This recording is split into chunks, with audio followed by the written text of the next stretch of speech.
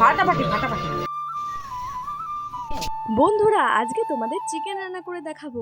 তোমরা কে কে চিকেন খেতে ভালোবাসো আমাকে নিশ্চয়ই কমেন্টে কিন্তু জানিয়ে যেও। দেখো, এদিকে প্রথমেই আমি টমেটো, আদা, কাঁচা লঙ্কা, রসুন সব কিছু গুছিয়ে নিয়েছি মশলা করার জন্য।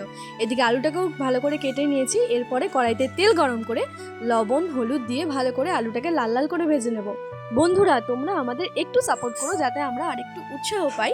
আর এরপরে দেখো, আমাদের আলুটা মোটামুটি ভাজা হয়ে গেছে। একটা গামলার মধ্যে আলুটাকে ভেজে তুলে নিচ্ছি। এরপরের স্টেপ হলো কড়াইতে তেল গরম করে শুকনো লঙ্কা আর তেজপাতা ফোড়নে দিয়ে কুচিয়ে রাখা পেঁয়াজগুলোকে ভালো করে ভেজে নেব। পেঁয়াজটা একটু ভাজা ভাজা হয়ে গেলে নুন হলুদ মাখানো মাংসটাকে দিয়ে আরেকটু ভালো করে ভেজে নেব।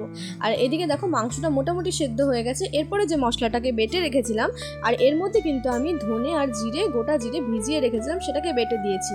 আর মাংসতে কিন্তু আমি কোনো হলুদ ইউজ করিনি, যেহেতু মাংসতে হলুদ মাখানোই ছিল। এরপরে লবণ, লঙ্কার গুঁড়ো, একটু চিকেন কারি মশলা দিয়ে ভালো করে কষিয়ে নিলাম। আর মাংস কিন্তু বন্ধুরা যত কষাবে ততই খেতে টেস্ট হবে। আর কালারটা দেখেছো কি সুন্দর এসেছে।